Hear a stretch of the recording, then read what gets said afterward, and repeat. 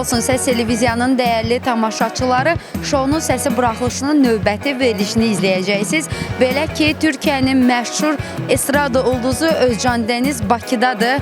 Bugün sevənləri ilə Özcan Dəniz Bakı Konqres Mərkəzində görüşəcək. Bir günlük konsert verən məşhur sənətkar yüzlərlə, hətta minlərlə öz sevdikləri ilə bugün qovuşacaq.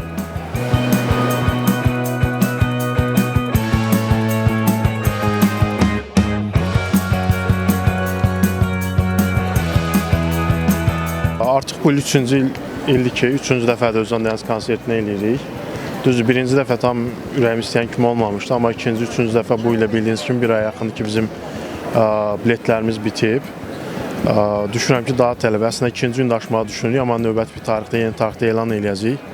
Konsert hazırlıqları yaxşı gedir. Proqram ortaq formada hazırlanır, onlar tərəfdən gəlir. Bizdə də insanların müəyyən mahnılar var ki, bunlar hansı ki, biz belə deyək də uşaqlığımızdan bilirik.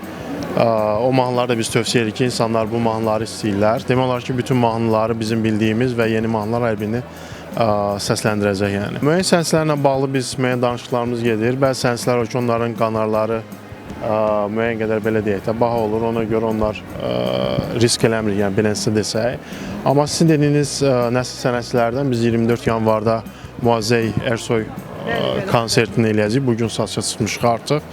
Ümumi olaraq belə deyək də, yəni bir növü o tələb təklif əsasında bu müğənnilərdə seçim eləyirik biz.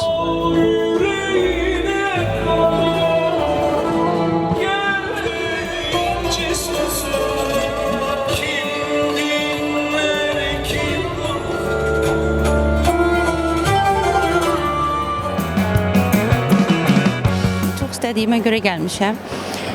Hər zaman keçən ildə gəlmişdim. İndi bu ildə yenə təkrarı çox istəyirəm.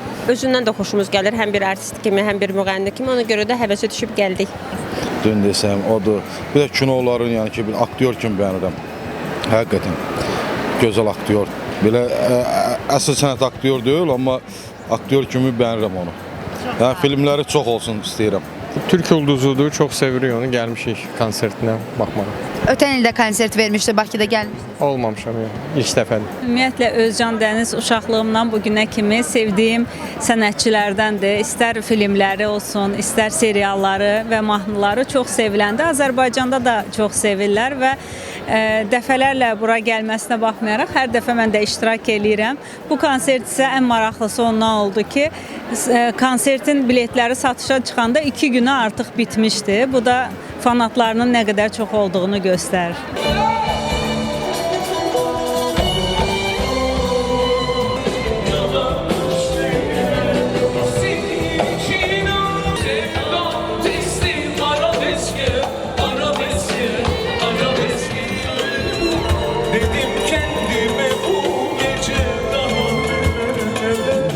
Kucak dolusu teşekkürler.